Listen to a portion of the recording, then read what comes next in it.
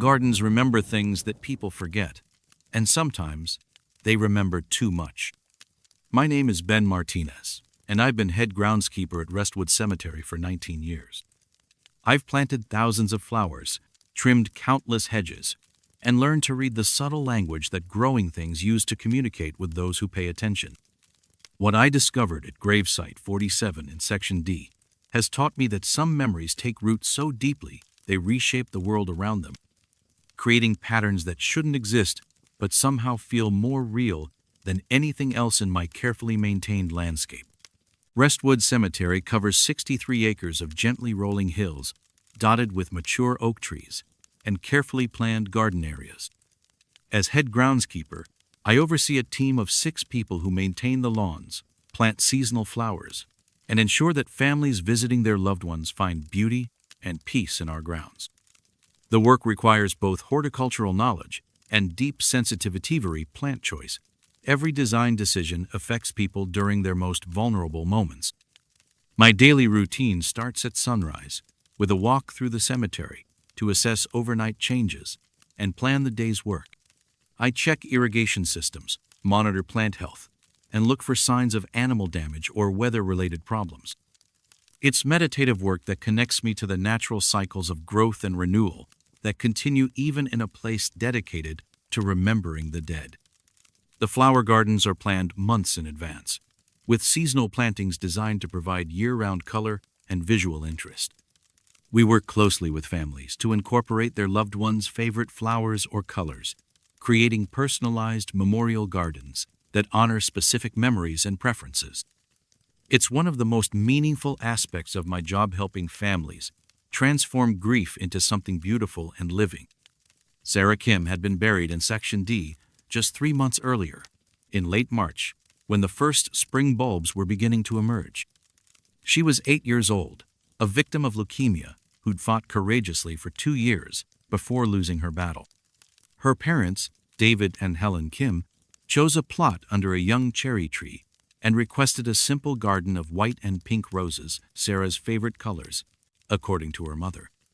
I planted the roses myself, choosing varieties known for their hardiness and consistent blooming patterns.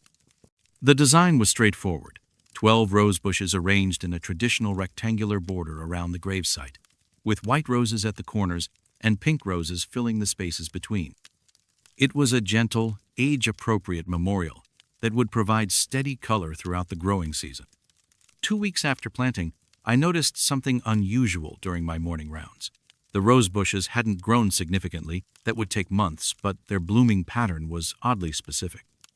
Instead of the random distribution of flowers typical of newly planted roses, they were blooming in a deliberate design. Small clusters of pink roses forming what looked like scattered butterflies against a background of white blooms. At first, I attributed the pattern to coincidence, or my own tendency to see designs in natural randomness. But as the weeks passed, the butterfly pattern became more distinct and intentional. The pink roses consistently bloomed in wing-shaped clusters, while the white roses provided negative space that emphasized the butterfly forms. It was beautiful, but botanically inexplicable. By late May, the pattern had changed. The roses were now blooming in concentric circles, rings of pink flowers surrounded by rings of white, creating a target-like design that reminded me of children's games. The arrangement was so precise it looked intentionally planned, but I knew that rose bushes don't coordinate their blooming patterns according to human design principles. I began photographing the rose garden each morning, documenting the changing patterns. Over the course of 2 weeks, I recorded 7 different floral arrangements: the butterflies, the concentric circles, a checkerboard pattern of alternating colors, diagonal stripes, a spiral design, and something that looked remarkably like a hopscotch court outlined in pink roses. When I showed the photographs to Helen Kim during one of her weekly visits, her reaction was immediate and emotional. She stared at the images for a long time before looking up at me with tears in her eyes. "These patterns," she said quietly, "they're from Sarah's bedroom." "I'm sorry." The wallpaper in her room had butterflies. The rug was concentric circles in pink and white. She had a checkerboard game board and we painted hopscotch squares on the driveway for her 7th birthday. Helen's voice was barely above a whisper. How could the flowers know that? I had no answer. The patterns were clearly deliberate, but roses don't possess the cognitive ability to recreate human memories. Yet the evidence was undeniable somehow. Sarah's grave was displaying her childhood environment through the arrangement of blooms on plants that had never been in her bedroom. The next morning, I arrived at the cemetery early and positioned myself where I could observe Sarah's grave without being obvious about it. At exactly 7:15 a.m. the same time Helen Kim usually arrived for her weekly visits, the roses began to change. It wasn't dramatic or supernatural in appearance. The blooms simply opened and closed in sequence, like a time-lapse video of natural flowering compressed into 20 minutes. But the pattern that emerged was impossible. The roses arranged themselves into the shape of a birthday cake, complete with 8 pink candles, surrounded by white frosting roses. Helen arrived as the final roses settled into position. When she saw the birthday cake pattern, she collapsed onto the bench beside Sarah's grave and sobbed for 10 minutes. When she finally composed herself, she told me that Sarah's 8th birthday party her last had featured a white cake with pink candles, decorated with the same color scheme the roses were now displaying. Over the following weeks, I documented increasingly complex floral arrangements. The roses created patterns that looked like playground equipment, school desks arranged in classroom rows, even what appeared to be a dollhouse floor plan with different rooms outlined in alternating colors. Each pattern coincided with Helen's visits, as if the flowers were putting on a show for the one person who would understand their significance. The most unsettling discovery came when I realized the roses were blooming out of season.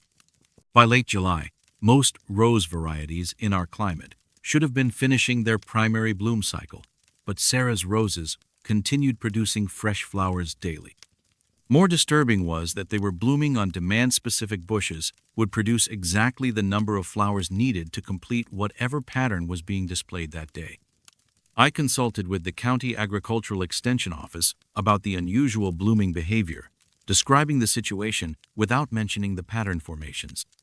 The horticulturist I spoke with was adamant that roses don't have the biological mechanisms to coordinate complex blooming schedules or respond to environmental cues in the way I was describing. Roses bloom based on genetics, seasonal triggers, and available resources, she explained.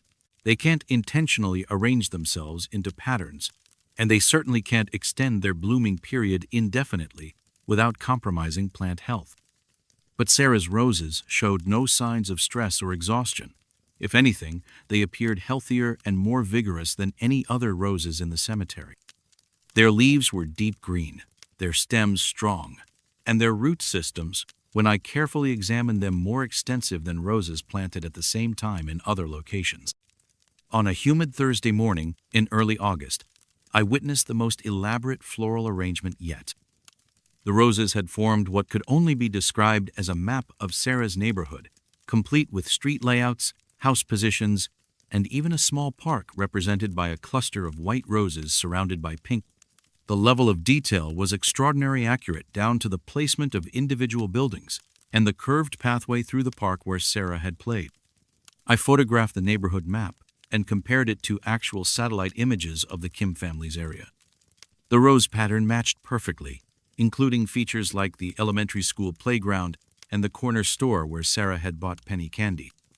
It was a child's understanding of her world, recreated in flowers by forces I couldn't begin to explain.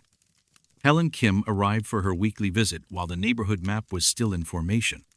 She walked slowly around the grave, studying the pattern from different angles, occasionally pointing to specific clusters of roses and whispering what sounded like addresses or location names. "She's showing me everywhere she loved," Helen said finally, "every place that made her happy." As we watched, the roses began shifting again, individual blooms opening and closing as the pattern evolved. The neighborhood map transformed into something simpler, a small house outlined in white roses with a pink rose door and 2 pink rose windows. In front of the house, a line of alternating pink and white roses formed a garden path leading to a heart shape made entirely of pink blooms. Helen gasped and reached for my arm. "That's our house." That's exactly how she drew it in her picture book, the one she made for me the week before she died. I never showed Helen the photographs I took that final morning, the ones that captured what happened after she left. As her car disappeared down the cemetery road, Sarah's roses began one last transformation. The house pattern dissolved, individual blooms closing and reopening until they formed something I recognized but wished I hadn't. The roses arranged themselves into the shape of a small bed with a pillow at the head, all outlined in white roses. In the center, where a child would lie, pink roses spelled out a single word: home. The pattern held for exactly 8 minutes, 1 minute for each year of Sarah's life. Then, the roses returned to their original random distribution. They haven't formed patterns since that day, though they continue blooming far beyond their natural season. I tend Sarah's grave with extra care now, knowing that somewhere in the soil beneath those roses, memories have taken root and grown into something more permanent than grief.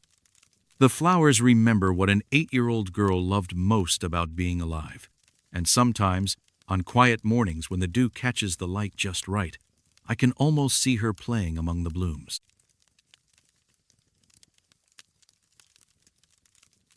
Some people carry their work with them even after they're 6 feet under.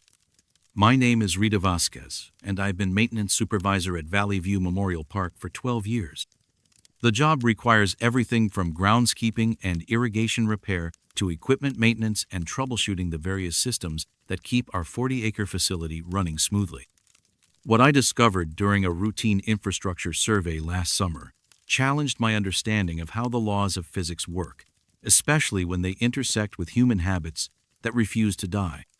Valley View Memorial Park sits on gently rolling hills outside town, serving families throughout the Tri-County area with burial services and memorial gardens. The facility includes traditional grave sites, mausoleum crypts, and cremation gardens, all connected by paved roads and maintained walking paths. My department handles everything from lawnmowers and irrigation systems to the specialized equipment needed for grave preparation and monument installation. The maintenance building sits at the center of the property, housing our workshop, equipment storage, and the control systems for irrigation, lighting, and security.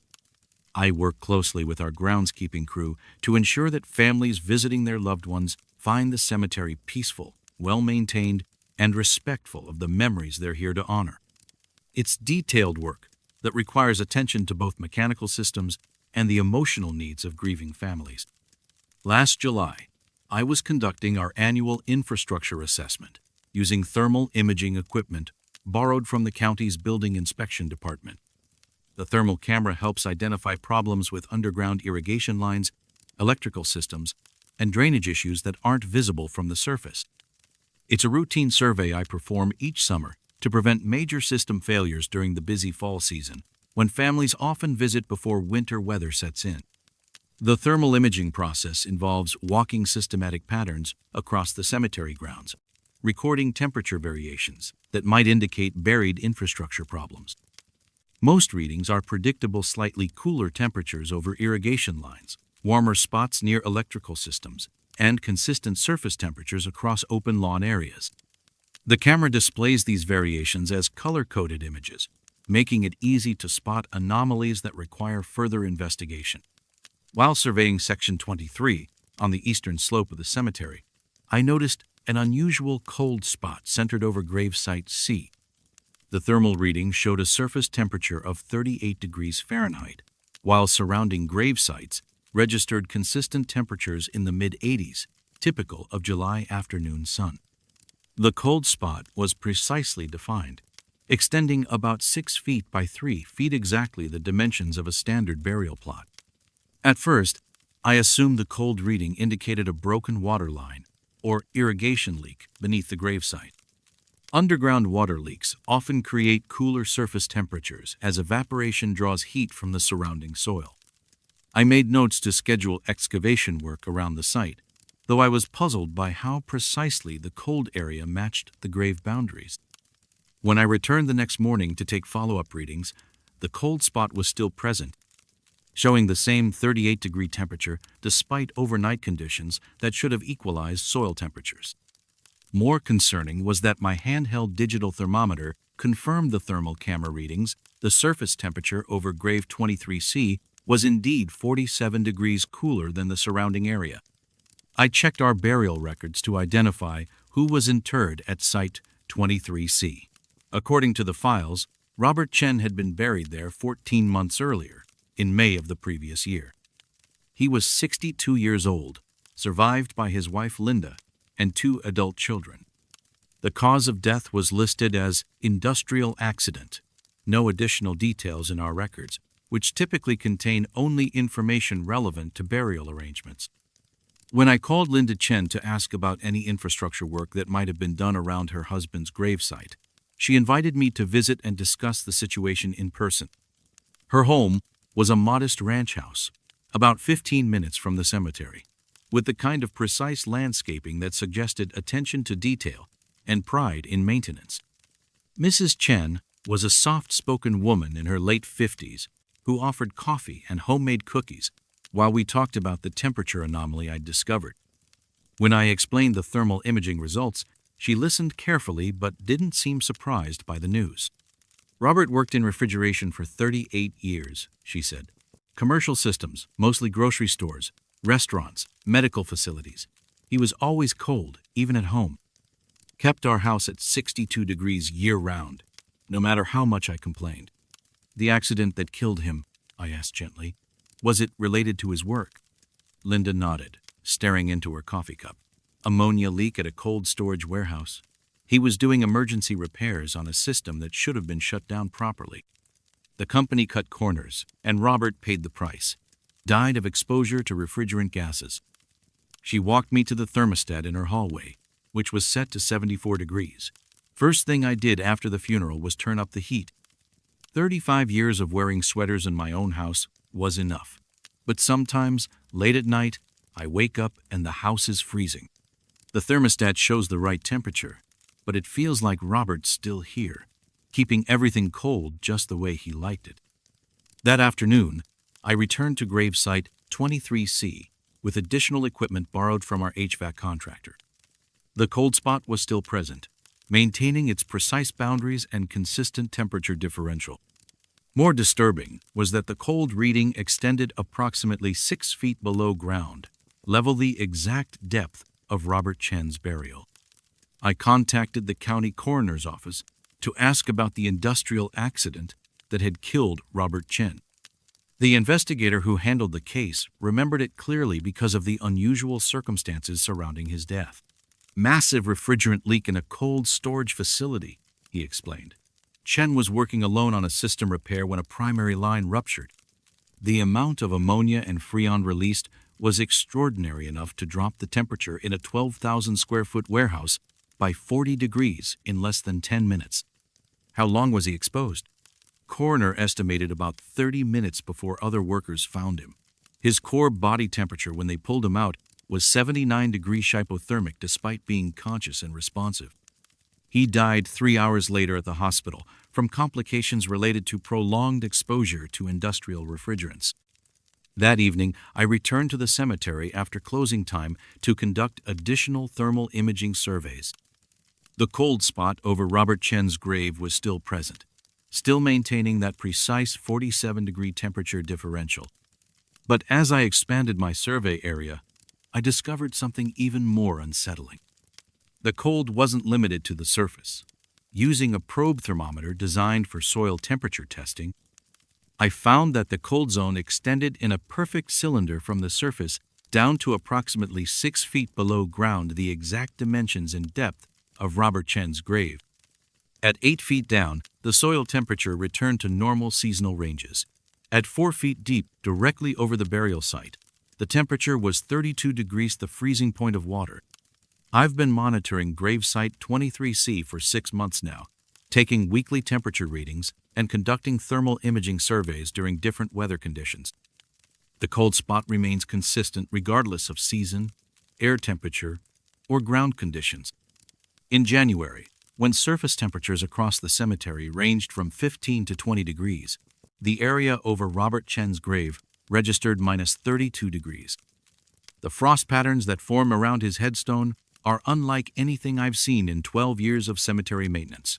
Instead of the random crystal formations typical of winter weather, the frost forms geometric patterns that look remarkably like the coil arrangements in industrial refrigeration systems, precise spirals, and parallel lines that seem too organized to be natural. Mrs. Chen visits her husband's grave every Sunday morning, and she's mentioned that standing near his headstone feels like stepping into a walk-in freezer.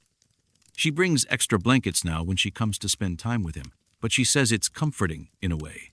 It reminds her that Robert is still Robert, still keeping things exactly the way he always preferred them. I've stopped trying to explain the temperature anomaly through conventional infrastructure problems.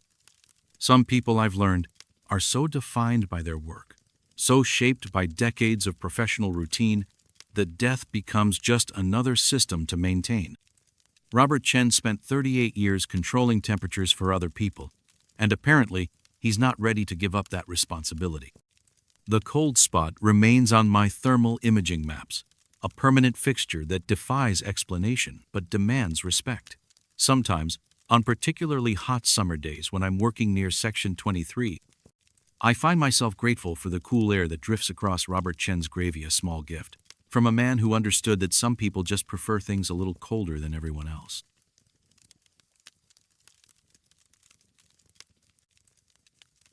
There are 7 graves that shouldn't exist, and no one remembers digging them. My name is Ahmad Hassan, and I've been funeral director at Riverside Memorial Gardens for 9 years.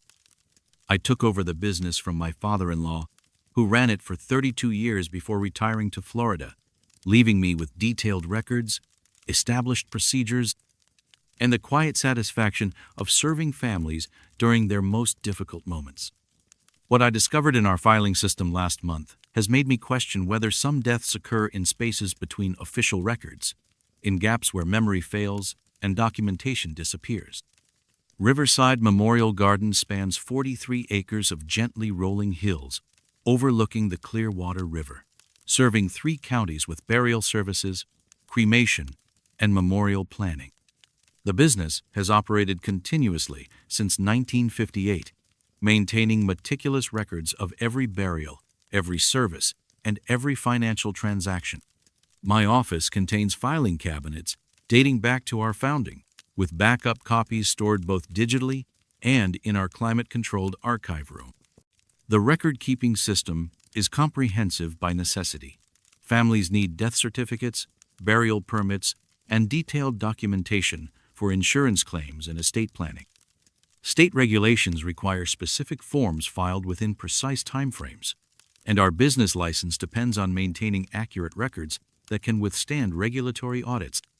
I spend considerable time each week updating files, cross-referencing burial permits with cemetery plot assignments, and ensuring that our digital database matches our physical documentation. Last month, I was preparing for our annual state inspection when I discovered an irregularity in our burial records from 1995. The inspection requires complete documentation for a randomly selected period, and this year the state requested all records from October 1st through October 31st, 1995. I pulled the physical files from that period and began cross-referencing them with our digital database, which was created in 2002 when we computerized our record-keeping system. October 1995 had been a busy month, with 23 burials scheduled between the 1st and the 31st. But as I reviewed the weekly breakdown, I noticed something strange.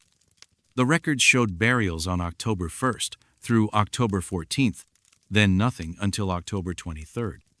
7 consecutive days with no documented burials, no scheduled services, and no paperwork of any kind. At first, I thought it might be a simple filing error. Perhaps the records for that week had been misfiled or temporarily removed for some administrative purpose. I checked every filing cabinet in the office, searched through boxes in the archive room, and reviewed backup files stored in our safety deposit box at the bank. There was no documentation of any kind for October 15th through October 22nd, 1995. But when I drove through Section G of the cemetery, the area where burials from that time period were located, I found 7 occupied graves with headstones dated within that missing week.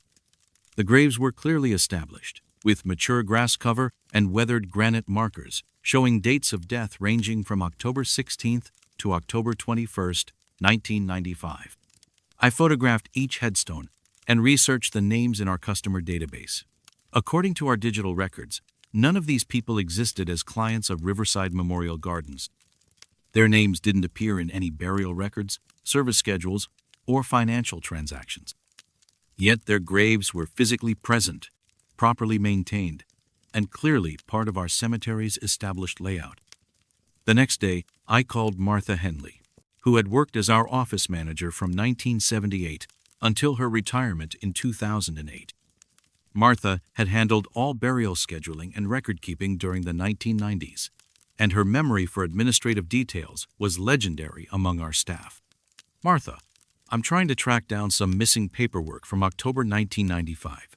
Do you remember anything unusual about that month?" There was a long pause before she answered. October 95 was quiet. Very quiet.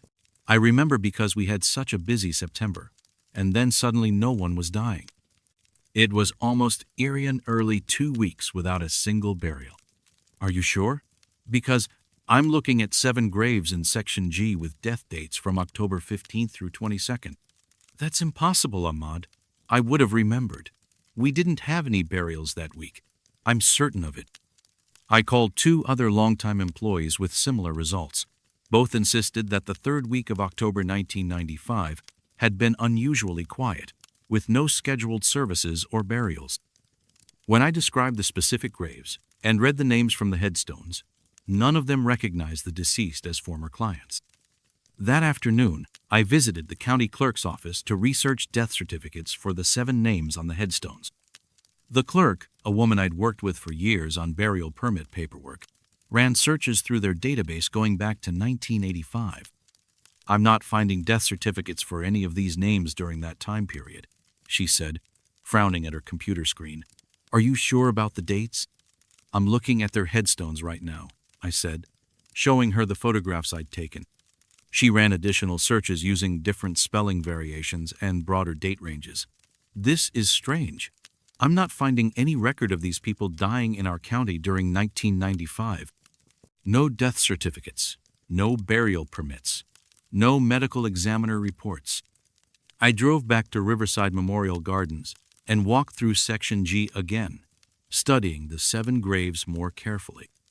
The headstones were professionally engraved granite, consistent with our standard offerings from that time period.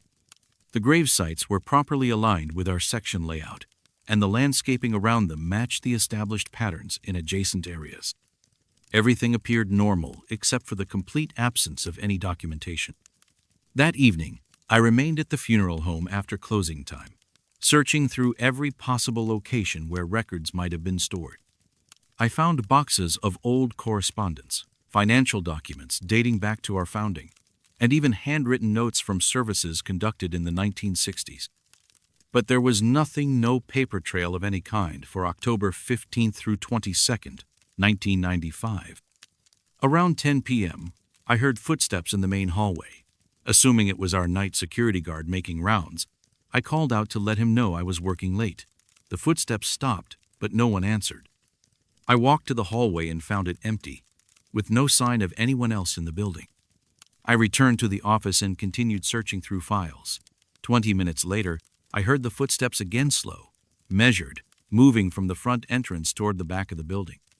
This time I followed the sound immediately, but found only empty corridors and locked doors. Our security system showed no unauthorized entry, and the guard wasn't scheduled to arrive until midnight. As I walked back to my office, I noticed something I'd missed earlier. On the wall outside our main viewing room was a memorial display case containing photographs and mementos from significant services over the decades. 7 photographs had been added to the display portraits of people I didn't recognize, with dates beneath each image ranging from October 16th to October 21st, 1995. The photographs were old, with the slightly faded quality of images from that era. Each showed a different person, elderly men and women, middle-aged adults, even a young mother holding an infant.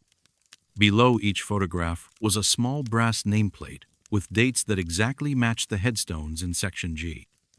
I had no memory of adding these photographs to the display case. Martha Henley had created the memorial wall before her retirement, and I'd maintained it exactly as she'd left it. But these 7 photographs were definitely present now, arranged in chronological order of death date, as if they'd always been part of the display. I photographed the memorial wall and compared the images to the headstones I'd documented earlier. The names and dates matched perfectly. 7 people who had died during a week that officially never happened, memorialized in photographs that shouldn't exist, buried in graves that had no corresponding records. The next morning, I called Martha Henley again, this time asking specifically about the memorial display case. "I'm looking at some photographs on the memorial wall that I don't remember. 7 portraits with death dates from October 1995. Martha was quiet for a long moment. "Ahmad, I removed all the photographs from that display case when I retired, gave them back to the families, or stored them in the archive. That case should be empty." I stared at the 7 portraits, professionally framed and clearly established as part of the memorial display. "They're here, Martha." 7 photographs of people who apparently died during the week you say we had no burials. "That's impossible," she said, but her voice had changed, uncertain now, almost frightened. "I would have remembered. I always remembered.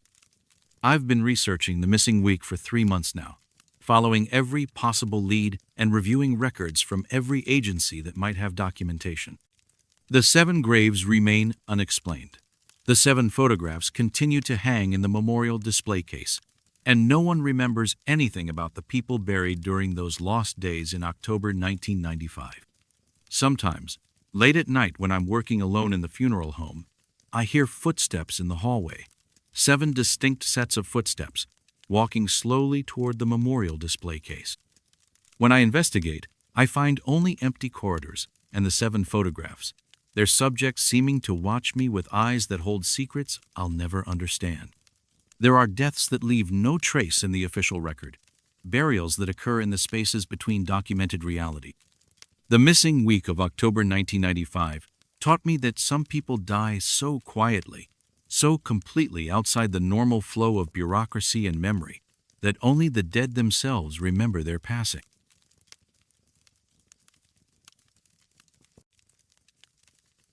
A mother's love doesn't end when her heart stops beating. My name is Judith Carmichael, and I've been a licensed embalmer at Peaceful Rest Funeral Home for 17 years.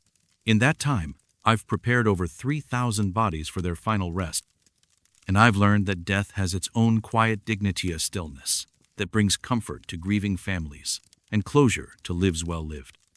What I witnessed in viewing room 2 during the Patterson funeral challenged everything I thought I understood about the boundary between this world and whatever lies beyond. Peaceful Rest sits on a tree-lined street in the heart of our community, a converted Victorian mansion that served families for over 60 years. The building maintains the warmth of a family home while providing all the modern facilities necessary for our work preparation rooms in the basement, 3 viewing rooms on the main floor, and a chapel that can accommodate services of various sizes. My workspace is in the basement, where I prepare the deceased for viewing and burial with the same care I'd want for my own family members. The preparation process is both technical and deeply personal. Each body tells a story through the marks of illness, age, or injury, and my job is to help families see their loved one as they remember them peaceful, dignified, and at rest. It requires skill with cosmetics and positioning, but more importantly, it requires respect for both the deceased and the families who trust us with their final goodbye. Mrs. Eleanor Patterson had been brought to us on a Thursday evening in late November. She was 86 years old, a retired elementary school teacher who'd raised 4 children as a single mother after her husband died in the Vietnam War. Her son Michael, now in his 50s, made the arrangements with the quiet efficiency of someone accustomed to handling difficult situations. He requested a 3-day viewing period before the funeral service, allowing time for out-of-state relatives to travel and say their goodbyes. I completed Mrs. Patterson's preparation on Friday morning, taking special care with her appearance. Michael had brought her favorite dress, a navy blue outfit with pearl buttons that she'd worn to church for decades, and a photograph from her 60th birthday showing the warm smile he wanted to remember. The work went smoothly, and I positioned her comfortably in the bronze casket her family had selected, with her hands folded peacefully over her chest and her head resting on the satin pillow at a natural angle. The viewing began Friday afternoon. I checked on the arrangement several times throughout the day, ensuring that flowers stayed fresh and making minor adjustments to lighting and temperature. Everything appeared normal. Families came and went, sharing memories and offering condolences, while Mrs. Patterson lay peacefully in her casket. Saturday morning, I noticed something unusual when I opened viewing room 2 to prepare for the day's visitors. Mrs. Patterson's head had shifted slightly, turning perhaps 15 degrees toward the room's entrance. Not dramatically, but enough to be noticeable to someone familiar with how I'd positioned her the day before. At first, I assumed it was natural settling. Bodies can shift slightly as tissues adjust to positioning, and the padding in caskets sometimes compresses unevenly. I made a careful adjustment, returning her head to the original angle, and made a note to monitor the situation throughout the day. By Saturday evening, her head had shifted again, this time turning even more distinctly toward the entrance. When I checked the visitor log, I noticed that Michael Patterson had signed in for a visit at exactly the time I estimated the movement had occurred, based on how other visitors had described her position throughout the afternoon. Sunday morning brought the same situation. Patterson's head had turned toward the entrance again, and according to the visitor log, Michael had made his daily visit the previous evening at 7:15 p.m. I began to suspect a pattern, so I decided to monitor the viewing room more closely. I positioned myself in the adjacent office, where I could observe viewing room 2 through a partially open door without disturbing visitors. At 6:45 p.m., Mrs. Patterson's head was facing the same direction it had since my morning adjustment. At 7:10, Michael Patterson signed the visitor log and entered the viewing room. At 7:12, Mrs. Patterson's head began to turn. The movement was gradual, almost imperceptible, but unmistakable once you were watching for it.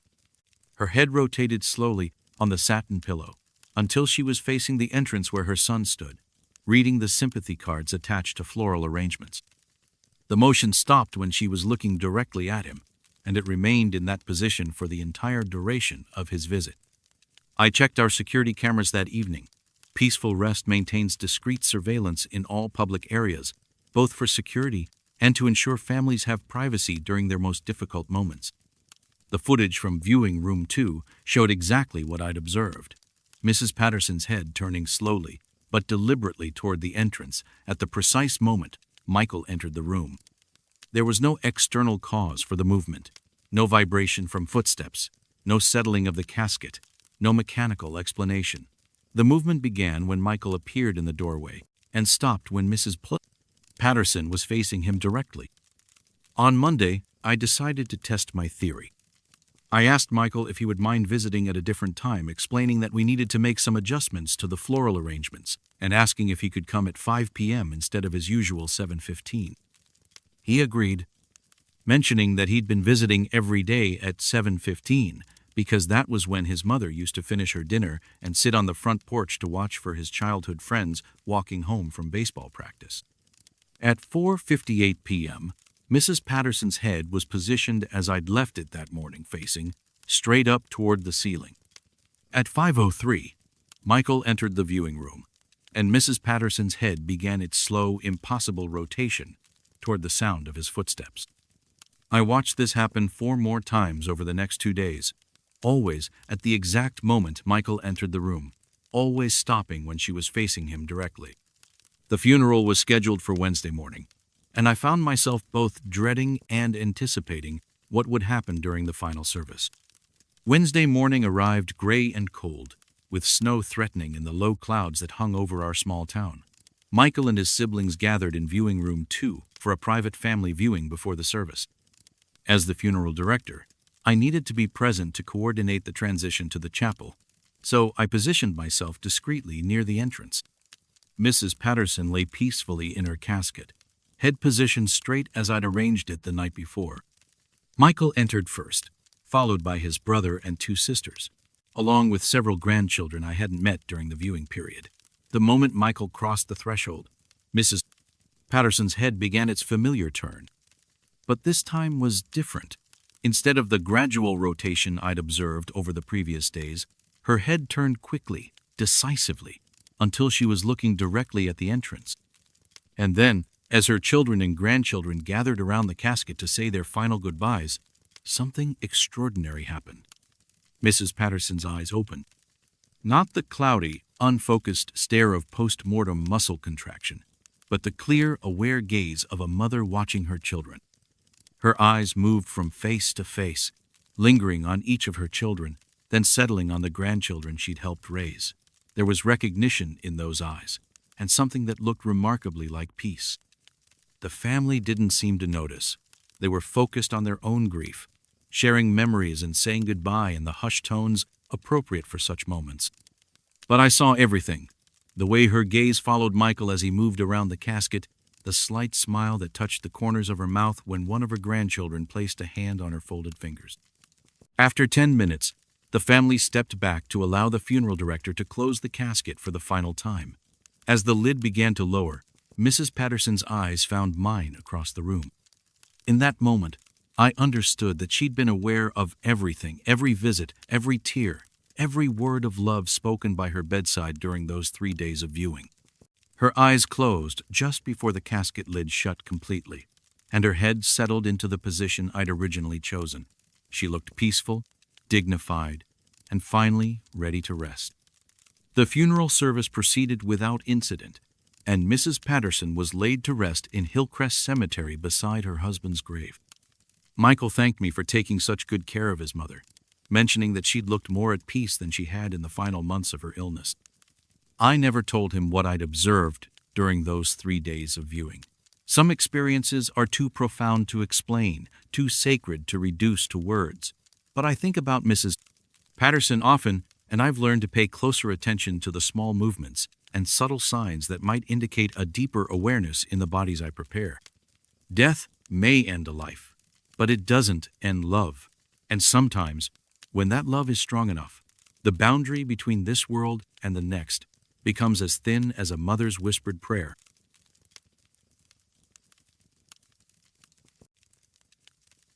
Some mail carriers never truly retire, even when they're 6 feet underground.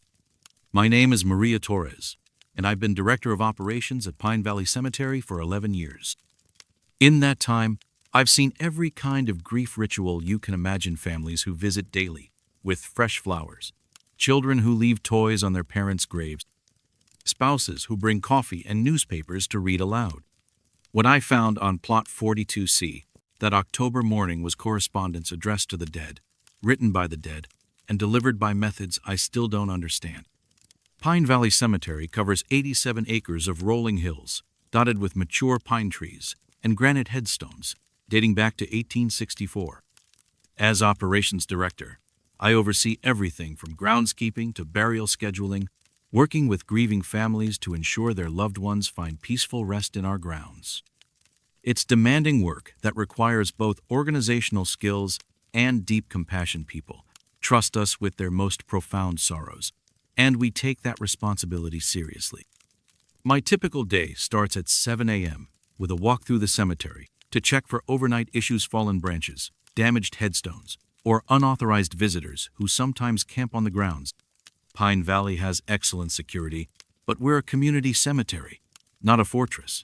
People need access to say goodbye, even when their grief doesn't conform to visiting hours.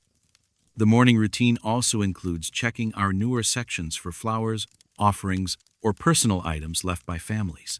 Some people bring photographs, others leave handwritten notes or children's drawings. We're respectful of these tokens of remembrance, removing only items that might be damaged by weather or attract animals. Frank Castellano had been buried in Plot 42C just 10 days earlier. He was 73 years old, a retired postal worker who'd spent 41 years delivering mail in the neighborhoods surrounding Pine Valley. His funeral had been well attended. Frank was one of those carriers who knew everyone on his route, remembered birthdays, and checked on elderly residents during harsh weather. The kind of public servant who made the community a little bit better just by showing up every day. That Tuesday morning, I found an envelope propped against Frank's temporary marker. It was cream-colored stationery, the expensive kind people use for formal correspondence, with Mrs. Dorothy Henderson, written in careful cursive across the front.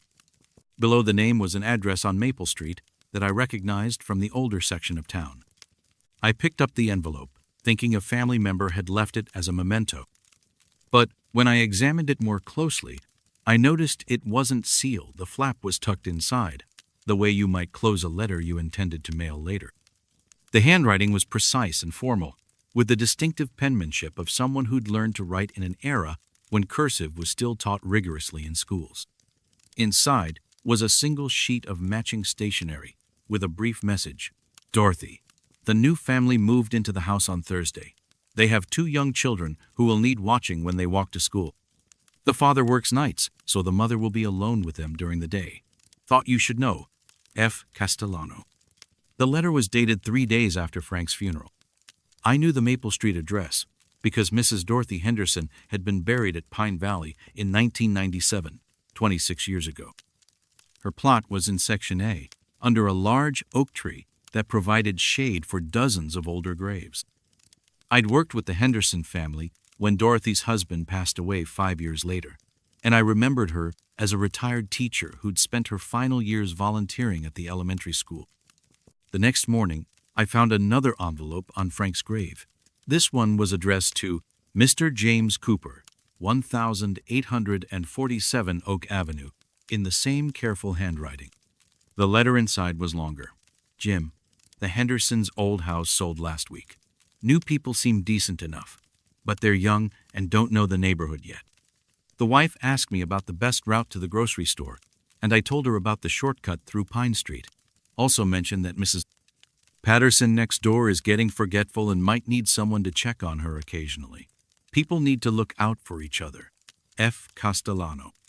James Cooper had been buried at Pine Valley in 2003. His grave was located in Section D, near the maintenance shed where we stored groundskeeping equipment. By Thursday, I had collected 5 letters, all addressed to people buried in our cemetery, all signed by Frank Castellano, and all dated after his death.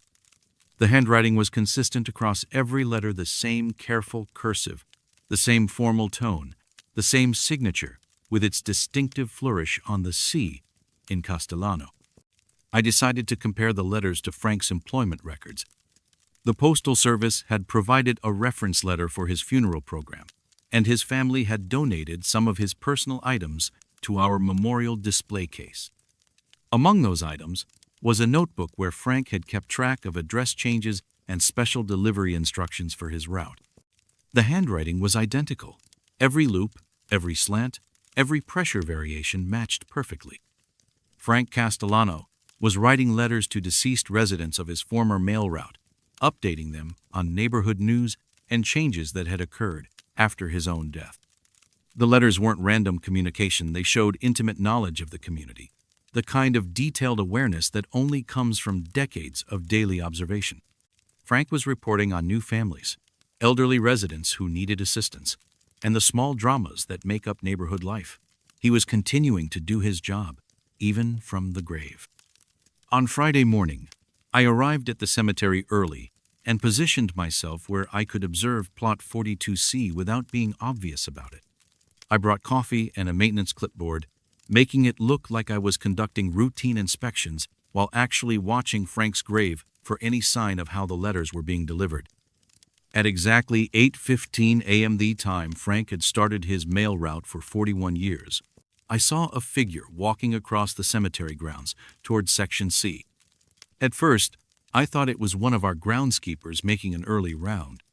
But as the figure got closer to Frank's grave, I realized it was wearing a Postal Service uniform, the familiar blue shirt and dark pants, with a mailbag slung over one shoulder. The figure moved with the purposeful stride of someone who knew exactly where they were going. They stopped at Plot 42C, reached into the mailbag, and placed an envelope against the headstone with the same careful precision I'd observed in the handwriting. Then they turned and walked back across the cemetery, disappearing into the morning mist that often clung to the pine trees in the eastern section. I waited until they were completely out of sight before approaching Frank's grave. The envelope was there, addressed to Miss Sarah Chen, 956 Pine Street, in that same meticulous cursive. Inside was Frank's familiar update. Sarah, the new traffic light at Pine and 3rd is finally working properly. Should make it safer for the children walking to school. Also wanted you to know that the old Henderson place has good people in it now. A young family with a baby. They'll take care of the neighborhood the way it should be taken care of. F. Castellano. Sarah Chen had been buried at Pine Valley in 1989. She'd been a crossing guard at the elementary school for 30 years. I've been finding letters on Frank's grave every weekday morning for 2 months now, always at 8:15 a.m., always addressed to former residents of his mail route who were buried in our cemetery. The letters continue to report on neighborhood changes, new families, elderly residents who need assistance, and the countless small details that make up community life. I've stopped trying to explain how Frank Castellano continues to deliver mail from beyond the grave. Some people, I've learned, are so devoted to their work, so committed to serving their community, that death becomes just another route to navigate. Frank is still taking care of his neighborhood, still making sure everyone stays informed about the changes that matter. The only difference now is that his entire route is located in Pine Valley Cemetery, and all his deliveries are to people who died decades before he did but somehow still need to know that someone is watching out for the living.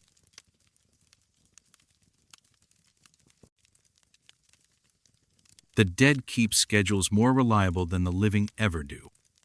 My name is Carl Brennan, and I've been night security at Riverside Memorial Hospital for 8 years. The job pays decent. The hours suit a man who doesn't sleep well anyway, and most nights pass quietly enough, just me, the fluorescent lights humming in empty hallways, and the occasional medical emergency that breaks the stillness like a stone thrown through glass. What I wasn't prepared for was how the sound of footsteps could follow you home, echo in your dreams, and make you question everything you thought you knew about the boundary between this world and whatever comes next. Riverside Memorial sits on 12 acres overlooking the Clearwater River, a sprawling complex of interconnected buildings that house everything from emergency services to long-term care. I work the 11 p.m. to 7 a.m. shift, making rounds every hour through the main hospital, the outpatient clinics, and the administrative wings. It's mostly routine checking doors, monitoring the security cameras, and making sure the building stays secure while the skeleton crew handles whatever medical situations arise during the night. The hospital campus includes a small cemetery, Section 12, tucked behind the original wing that was built in 1923.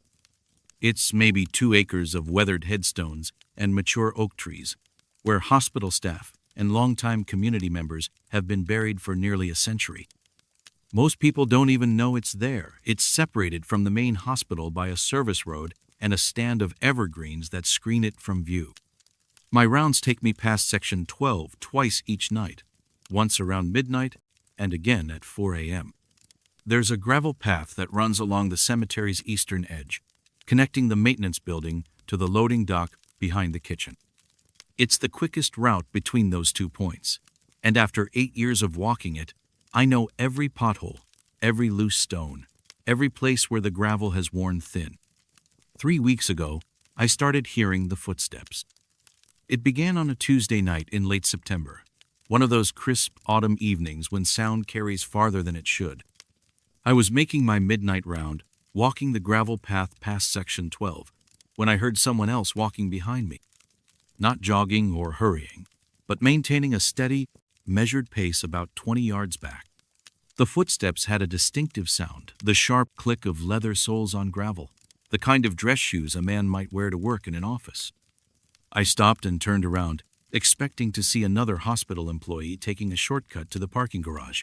The path behind me was empty, but I could still hear the footsteps, continuing at the same steady pace, getting closer to where I stood. The sound stopped directly in front of me, as if someone had paused mid-step. I stood there for a full minute, listening to nothing but the distant hum of the hospital's ventilation system and the rustle of leaves in the oak trees. When I started walking again, the footsteps resumed, matching my pace exactly. This continued for the entire length of the gravel path. Every time I stopped, the footsteps stopped. When I resumed walking, they resumed too, always maintaining that same 20-yard distance. The sound was precise, consistent, and impossible to ignore, but there was never anyone there. The next night, I decided to time my rounds more carefully. I reached the gravel path at exactly 11:47 p.m., and the footsteps began immediately. Same rhythm, same distance, same sharp click of dress shoes on gravel.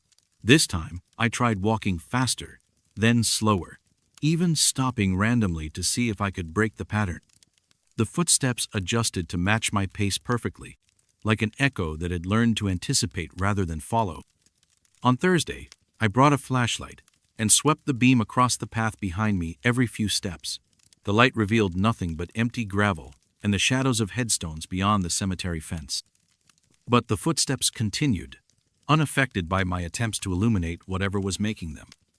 By the end of the week, I realized the footsteps always stopped at the same place directly across from a particular section of the cemetery, where a cluster of older headstones stood beneath a large oak tree. I made a note of the location and decided to investigate during my 4 a.m. round, when whatever was making the noise had moved on.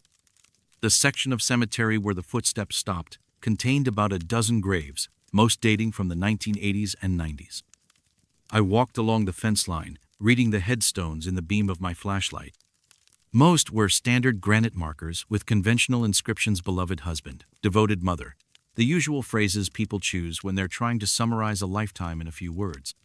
One headstone caught my attention: Thomas J. Kellerman, March 15, 1934, October 3, 1987. Dedicated employee, Riverside Memorial Hospital. Below the inscription was a small engraving of a stethoscope, indicating he'd worked in the medical field. I checked the hospital's personnel records the next day. Thomas Kellerman had worked as a hospital administrator for 23 years, retiring in 1986 due to health issues. He died of complications from heart surgery at age 53, and according to his obituary, he'd been known for his punctuality and his habit of making late-night rounds through the hospital to check on operations. The obituary mentioned that he'd been buried in his work clothes, a dark suit, and black dress shoes at his family's request. That night, I positioned myself at the spot where the footsteps always stopped and waited. At 11:47 exactly, I heard the familiar sound begin at the far end of the gravel path. But this time, instead of following behind me, the footsteps were approaching from the opposite direction, walking directly toward where I stood. The sound grew closer, more distinct. I could hear not just the click of leather on gravel, but the subtle variations in rhythm that marked the gait of a specific persona: slight favoring of the left foot, a pause every 7th or 8th step, the deliberate pace of someone who'd walked these paths thousands of times before. The footsteps stopped directly in front of me. I was standing at the exact spot where I'd heard them pause every night for the past week, but now I was facing the cemetery instead of walking past it. In the silence that followed, I heard something else: the faint sound of keys jingling, as if someone was checking their pockets for the hospital keys they'd carried for decades. I looked through the fence at Thomas Kellerman's headstone, barely visible in the shadows beneath the oak tree. As I watched, a single leaf detached from a branch above his grave and drifted down to land precisely on top of the stone, as if drawn there by some invisible hand. The next morning, I walked over to Section 12 during my shift change, when the morning sun had burned off the dew but the ground was still soft enough to show impressions. Around Thomas Kellerman's grave, clear as anything, were the prints of dress shoes in the damp earth, size 10 or 11, with a distinctive tread pattern of leather soles. The prints formed a complete circle around the headstone, as if someone had been walking the perimeter of the gravesite, checking on it the way a security guard might check on his building. I've worked at Riverside Memorial for 8 years, and I know every employee on every shift. None of them wear dress shoes to work, and none of them have any reason to visit the cemetery in the middle of the night. But Thomas Kellerman had worn dress shoes to work for 23 years, and punctuality had been his defining characteristic. I still hear the footsteps every night at 11:47 p.m. I've stopped investigating, stopped trying to make sense of what I'm experiencing. Some routines, I've learned, are too deeply ingrained to be interrupted by something as minor as death. Thomas Kellerman is still making his rounds, still checking on his hospital, still maintaining the schedule that defined his working life. The only difference now is that his rounds include a stop at his own grave.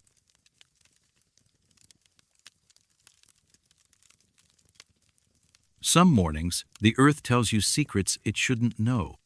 I'm Elena Vasquez, and I've been groundskeeper at Willowbrook Cemetery for 15 years. In that time, I've learned to read the language of disturbed soil, wilted flowers, and the subtle signs that tell you when someone's been walking the grounds after hours. What I found at Grave 47B that October morning was a conversation I wasn't meant to overhear.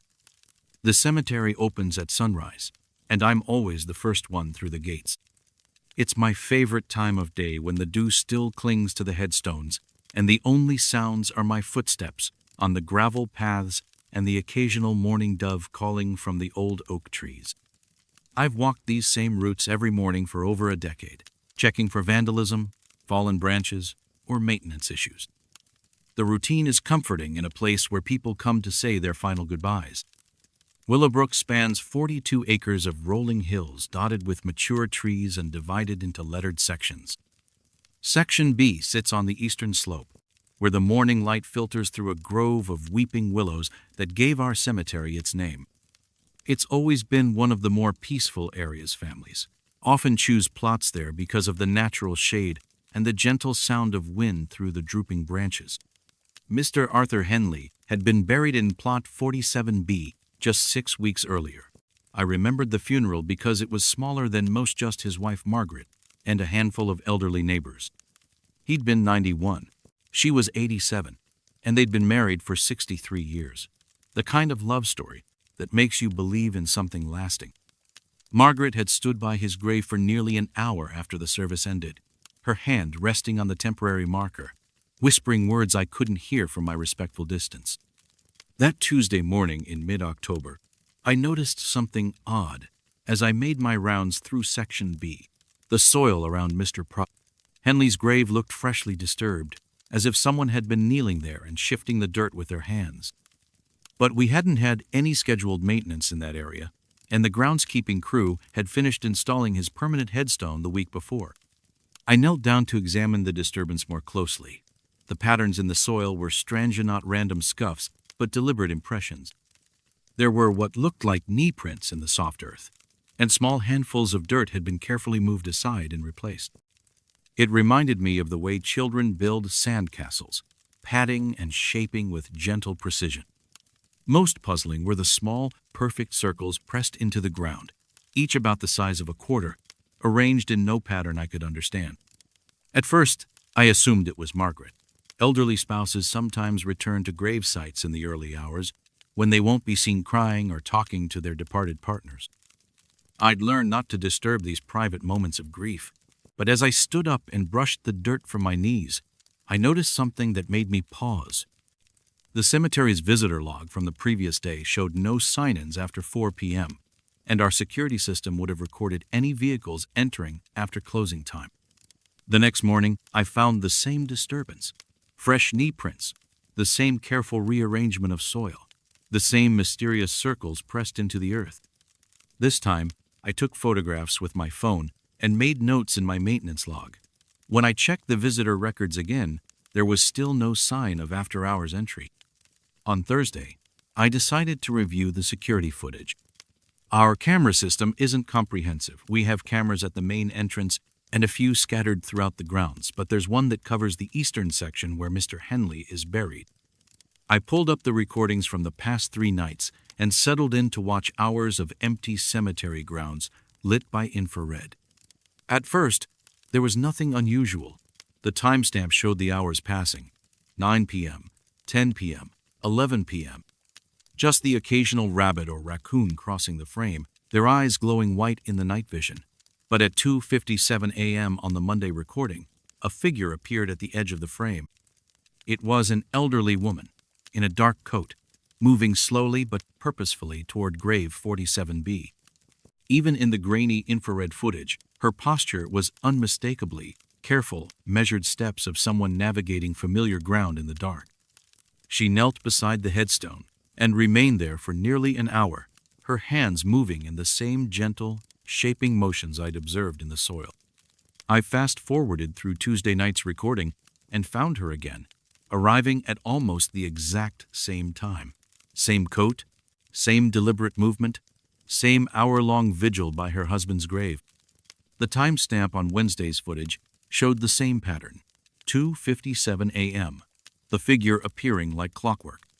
My hands were shaking as I reached for the phone to call Margaret Henley. I had her contact information from the burial paperwork, though I wasn't sure what I would say. How do you ask someone if they've been visiting their spouse's grave in the middle of the night without sounding like you're accusing them of trespassing? The phone rang 4 times before a man's voice answered. Heritage Manor, Nursing Home, Night Desk. I'm sorry, I said. I was trying to reach Margaret Henley. Oh, there was a pause. I'm afraid Mrs. Henley passed away 3 weeks ago. Car accident on Route 12. Are you family? The phone slipped from my hand and clattered onto my desk. 3 weeks ago. I looked back at the security monitor, where the timestamp on Wednesday's footage clearly showed the date 2 nights ago. The figure in the dark coat had been there, kneeling and whispering at her husband's grave 2 weeks after she died. I forced myself to watch the rest of Wednesday night's recording. At 3:53 a.m., exactly 56 minutes after she arrived, the figure stood up and walked back toward the edge of the frame. But instead of disappearing beyond the camera's range, as she had on previous nights, she stopped and turned around. Even through the distortion of infrared and distance, even though the image was nothing more than heat signatures and shadows, I could see her face clearly for the first time. She was looking directly into the camera, looking at me across time and technology and the space between the living and the dead.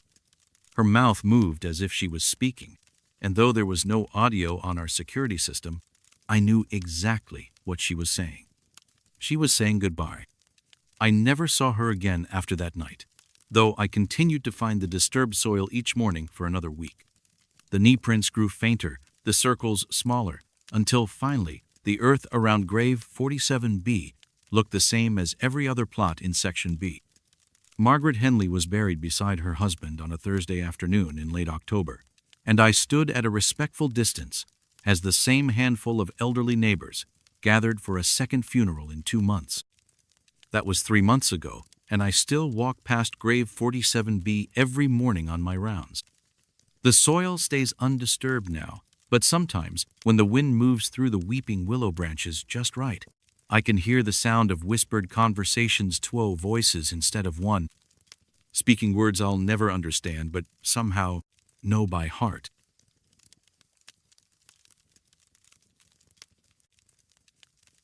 There are expressions the dead should never wear, and contentment is one of them. My name is Robert Davies, and I've been a licensed mortician for 23 years. I've prepared over 4,000 bodies in that time, and I can tell you that death has its own language, a vocabulary written in muscle tension, skin color, and 1,000 small details that reveal how someone spent their final moments. What I found in preparation room 3 that Tuesday morning was a sentence I couldn't translate. Henley Funeral Home sits on the corner of Maple and 3rd Street, a brick building that served our community since 1947. My father ran this place before me, and his father before him. The basement preparation rooms haven't changed much in all that time-white tile walls, stainless steel tables, fluorescent lights that hum constantly and cast everything in harsh, clinical brightness. It's not a warm place, but it's honest work. Families trust us to treat their loved ones with dignity, to prepare them for their final goodbye. I arrive at the funeral home every morning at 6:30, an hour before my assistant Marcus gets in. I liked the quiet time to review the day's schedule, check on any overnight arrivals, and prepare my workspace. The preparation process requires focus and respect each. Body tells a story, and it's my job to help families say farewell to the person they remember, not the shell that illness or age or accident left behind. That Tuesday, I had 3 preparations scheduled. Mrs. Chen, who'd passed peacefully in her sleep at 94, a young man named Rodriguez, who died in a motorcycle accident on Route 12, and Harold Henley, 78 years old, who'd suffered a massive heart attack while working in his garden 3 days earlier. Mr. Henley's body had arrived the previous evening while I was at home with my family. Marcus had received the delivery and placed him in cold storage according to our standard protocol. The paperwork indicated a straightforward preparation. The family had requested a traditional viewing and burial, with calling hours scheduled for Thursday evening. I wheeled Mr. Henley's gurney into preparation room 3 and began my initial examination. He was a thin man, with calloused hands and sun-weathered skin that spoke of decades working outdoors. His gray hair was neatly trimmed, and he wore the peaceful expression I'd seen thousands of times before the relaxed features of someone who'd simply stopped breathing.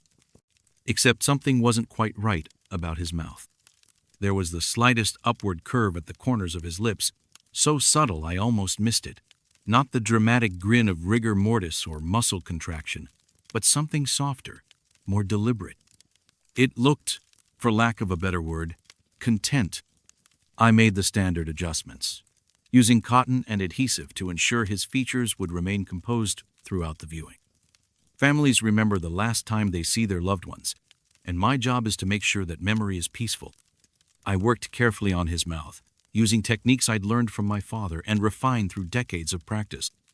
When I stepped back to examine my work, the slight smile had returned. I tried again, this time taking more care with the positioning. I've dealt with difficult cases before, bodies that don't respond normally to preparation techniques, muscle tissue that's been compromised by medication or medical procedures.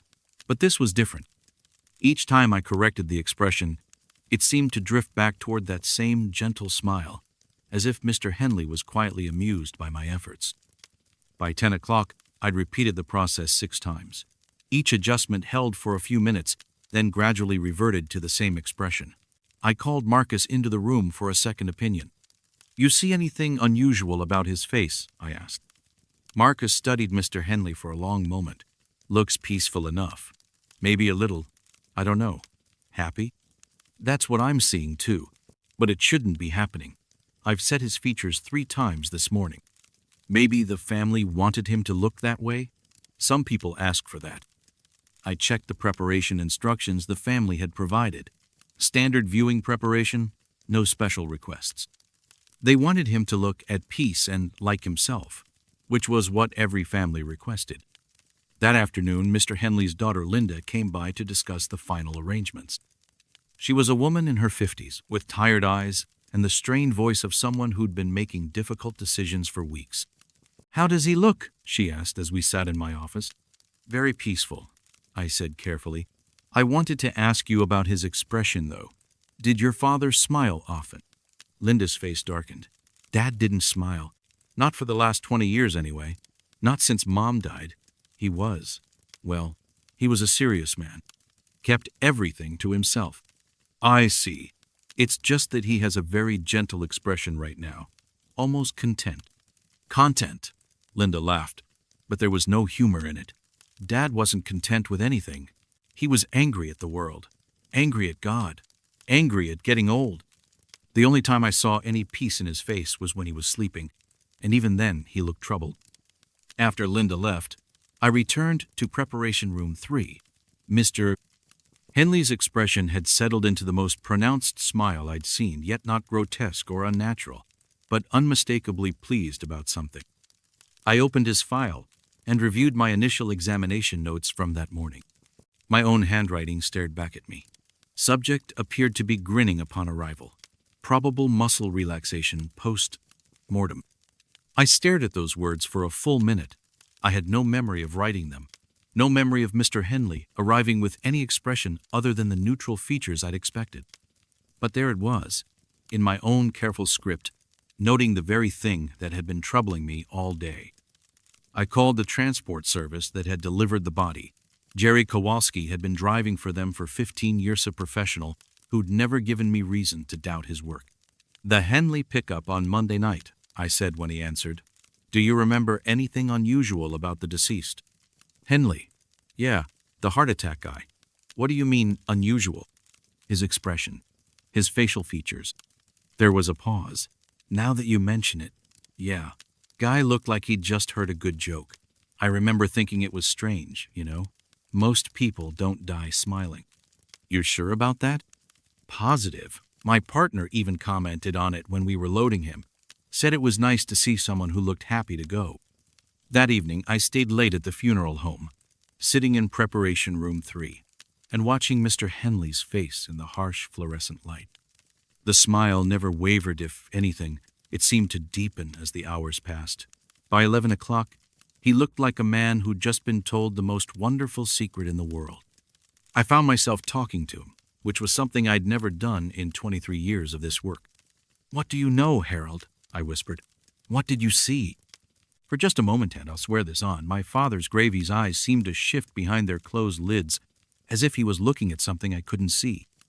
Something that filled him with the kind of joy his daughter said he'd lost 20 years ago. The viewing was held as scheduled on Thursday evening. Mr. Henley lay in his casket wearing that same peaceful, knowing smile, and I watched the faces of everyone who came to pay their respects. His daughter Linda stared at him for a long time, her brow furrowed with confusion. "That's not how I remember him," she said finally. "But maybe that's how he was supposed to look all along."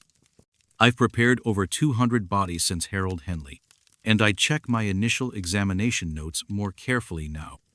I've never again found handwriting I don't remember, never again encountered a smile that refuses to fade. But sometimes, in the quiet moments between one breath and the next, I wonder what Harold saw in those final seconds that left him so impossibly, eternally pleased.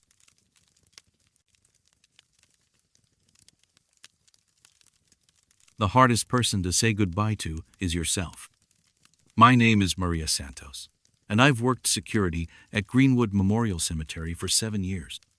The job involves monitoring our electronic gate system, reviewing visitor logs, and conducting regular patrols to ensure the safety and security of both visitors and the facility itself. It's quiet work that suits someone who appreciates routine and finds peace in the ordered stillness of a well-maintained cemetery. What I discovered in our visitor records last month has made me question whether some people can become so lost in their own grief that they forget the most fundamental fact about their situation. Greenwood Memorial Cemetery covers 52 acres of rolling hills and mature shade trees, serving families throughout the Tri-County area since 1943.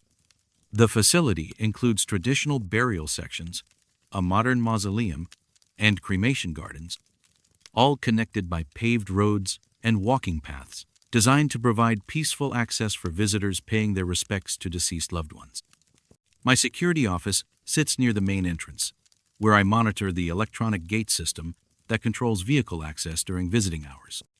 All visitors are required to sign in at the gate, providing their name, the date, and the grave or section they're visiting. This helps us maintain accurate records for maintenance scheduling and allows us to contact visitors if weather conditions require early closure of the grounds. The sign-in process is straightforward but essential. Families often visit on significant dates, birthdays, anniversaries, holidays, and our records help groundskeeping staff anticipate increased traffic in specific sections.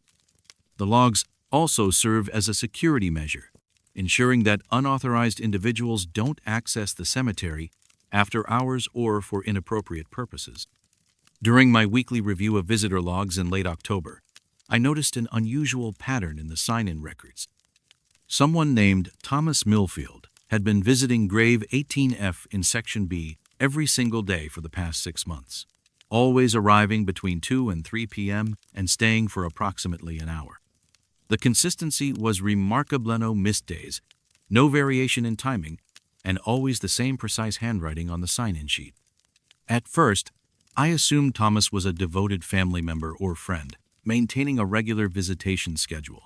Some people find comfort in daily visits, especially during the first year after losing someone close to them. But the absolute consistency was unusual. Most visitors eventually develop less rigid patterns as their grief evolves and daily responsibilities intervene. I decided to check our burial records to learn more about who was interred at grave 18F.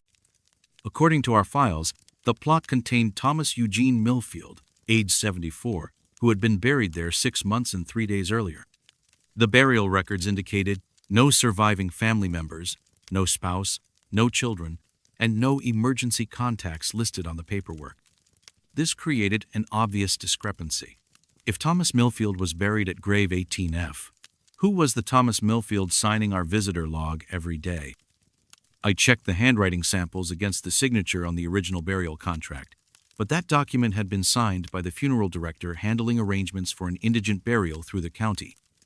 I began paying closer attention to our daily visitor traffic, positioning myself where I could observe people entering and leaving the cemetery during the 2 to 3 p.m. window when Thomas Millfield typically signed in. For 3 consecutive days, I watched carefully but never saw anyone matching that time frame or approaching the sign-in station around the time the signature appeared. On the 4th day, I decided to monitor the sign-in sheet more directly. I positioned myself at the front gate with paperwork that required my presence in that area, giving me a clear view of the visitor log throughout the afternoon. At 2:47 p.m., I stepped away from the gate for less than 2 minutes to retrieve a file from my office. When I returned, there was a fresh signature on the log. Thomas Millfield, 2:45 p.m., grave 18F, Section B. The handwriting was identical to previous entries, and the ink was still wet. But I had seen no one approach the gate during my brief absence, and our security camera monitors the entrance continuously. I reviewed the security footage from 2:45 to 2:50 p.m. The video showed me leaving the gate area, then returning 3 minutes later. During my absence, the camera recorded no vehicles entering or leaving, no pedestrians approaching the sign-in station, and no movement of any kind near the gate. Yet the signature had appeared during that exact window. That evening, I stayed late to conduct a more thorough investigation.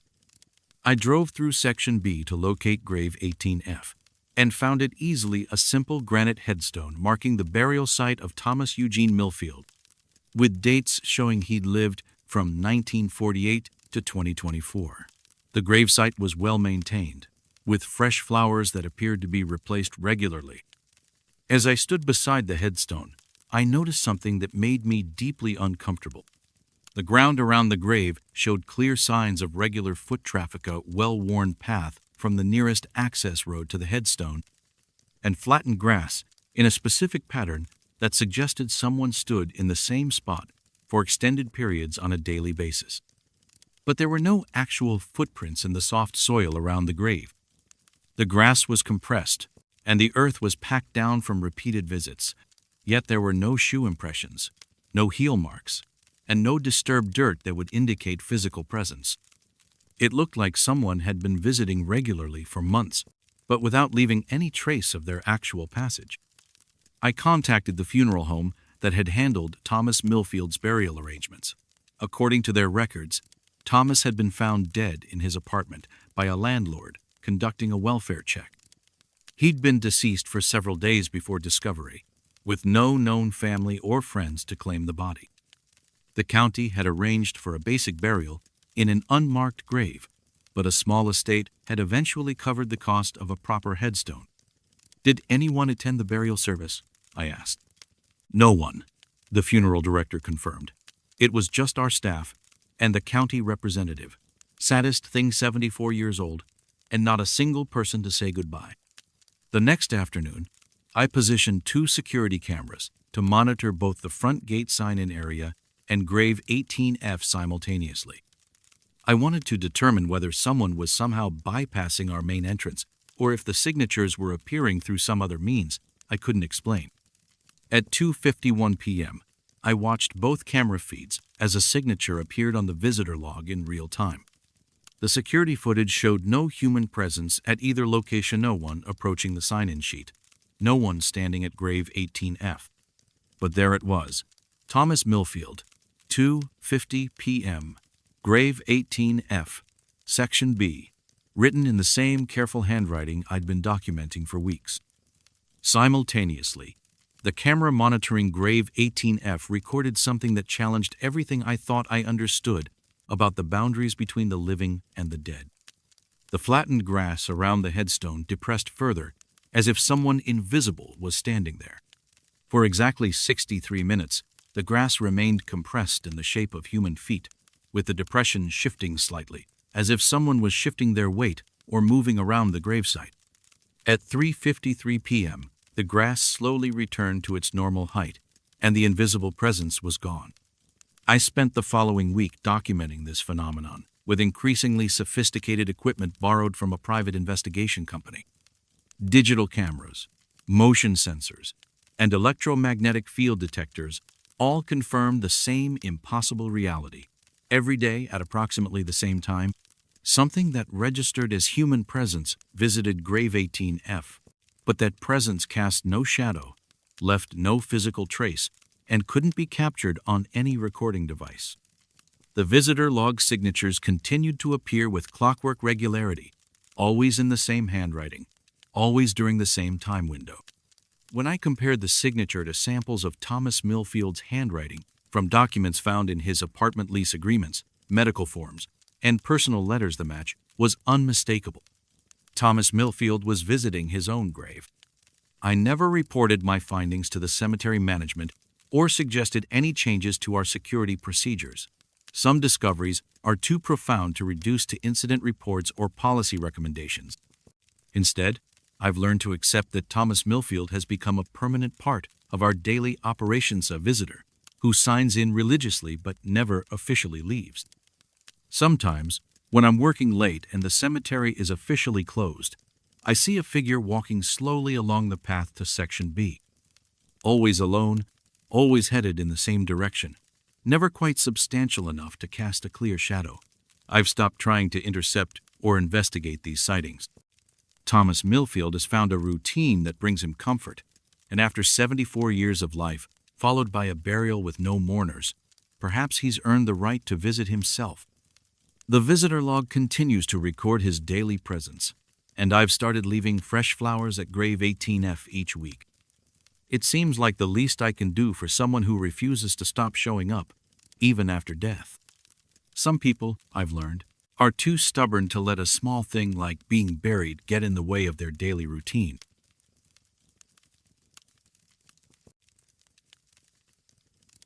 Love letters never truly end.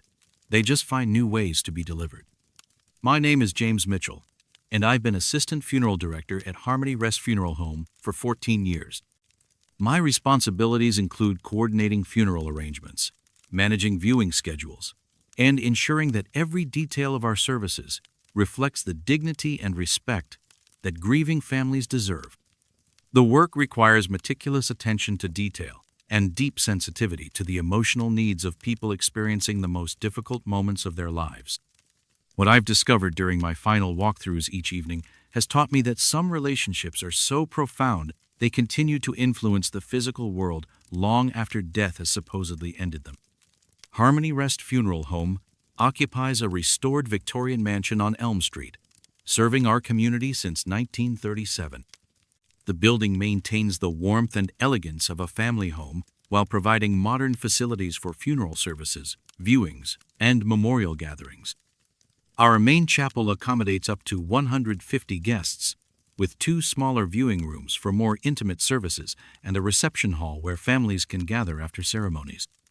My daily routine involves preparing each space for scheduled services, coordinating with families on specific arrangements, and conducting final inspections before events begin. Every funeral is unique, reflecting the personality and preferences of the deceased as interpreted by their loved ones. Flower arrangements, music selections, seating layouts, and memorial displays all require careful coordination to create meaningful experiences that honor individual lives. The preparation process begins days before each service, with families making decisions about everything from casket placement to the arrangement of photographs and personal mementos. I take detailed notes during planning meetings, ensuring that every expressed preference is documented and implemented exactly as requested. These details matter deeply to grieving families, and precision in execution helps them focus on saying goodbye rather than worrying about logistics. 3 months ago, I began noticing subtle improvements to our funeral arrangements that I couldn't explain.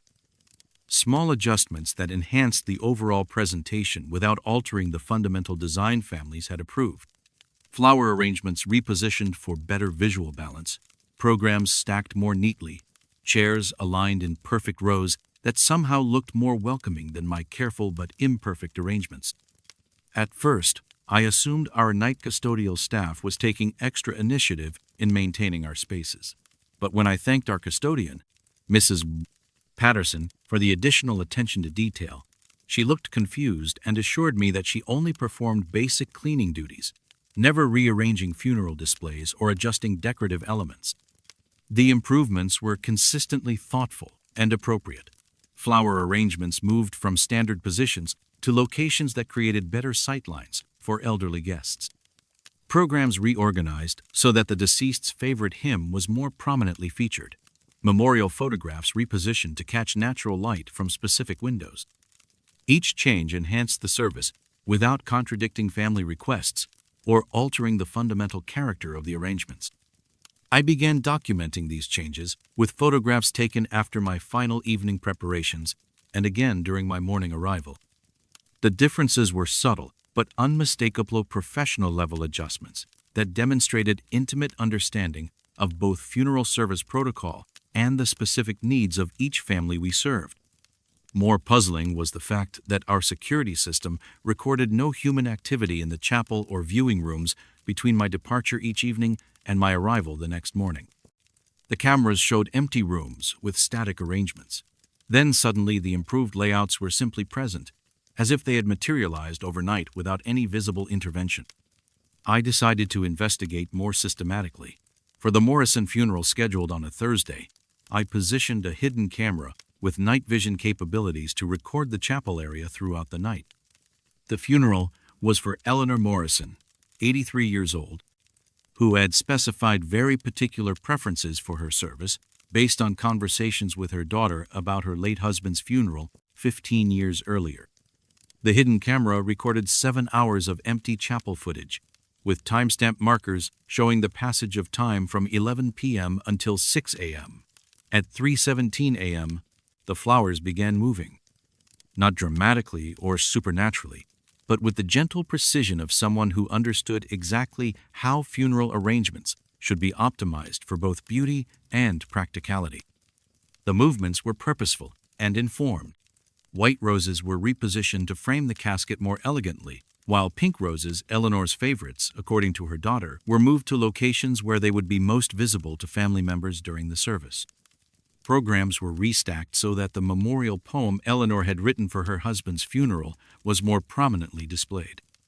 Most remarkably, the adjustments created a layout that perfectly matched a description I'd found in a love letter tucked inside Eleanor's jewelry boxel letter written by her husband, describing his vision for how they would eventually be memorialized together, complete with specific details about flower placement and ceremonial elements that the family had never mentioned during our planning meetings. I discovered the love letter while cataloging personal effects for the memorial display, but I'd assumed it was simply a romantic gesture from decades earlier. The improvements to Eleanor's funeral arrangements suggested otherwise someone had read that letter and was implementing its instructions with supernatural precision. Over the following weeks, I began examining the personal effects of each deceased person more carefully, looking for correspondence that might explain the midnight improvements to their funeral arrangements. I found love letters, anniversary cards, and handwritten notes containing specific preferences for memorial services, often written decades before death and forgotten by surviving family members. The pattern was consistent and remarkable. Every nighttime improvement to our funeral arrangements corresponded exactly to preferences expressed in old correspondence between spouses, partners, or close family members. Details that current family members had never mentioned. preferences that had been communicated privately in intimate letters and then set aside as life continued. For the Hartwell service, the mysterious improvements included moving a specific floral arrangement to the left side of the chapella detail mentioned in a letter Mrs. Hartwell had written to her husband 40 years earlier, describing how she wanted their eventual services to honor his service in World War II. For the Chen funeral, memorial photographs were rearranged to emphasize images from the couple's honeymoon in Hawaii, reflecting preferences Mr. Chen had expressed in love letters written during their courtship in the 1960s. The most profound example occurred during the Rodriguez funeral last month. Maria Rodriguez had requested a simple service with minimal flowers, honoring her late husband's practical nature, and stated preferences for understated memorial ceremonies. But overnight, the arrangements were enhanced with small touches that created warmth without violating the family's wishes programs, positioned more gracefully. Chairs angled to improve conversation flow during visitation, and a single red rose placed beside the guest book. When I examined Mr. Rodriguez's personal effects, I found a letter he'd written to his wife on their 50th wedding anniversary, apologizing for his austere nature and expressing hope that his funeral might include just one red rose to show people that I understood beauty, even if I didn't always express it. The family had never seen this letter, but someone had read it and honored its quiet request. I finally witnessed the phenomenon directly during the Williams funeral preparation last Tuesday. I remained in the building after hours, positioned in the office where I could observe the chapel through security monitors while remaining out of sight. At 2:43 a.m., I watched the arrangements begin their gentle transformation. The changes occurred gradually, as if performed by careful, invisible hands that understood both the technical requirements of funeral service and the emotional needs of grieving families.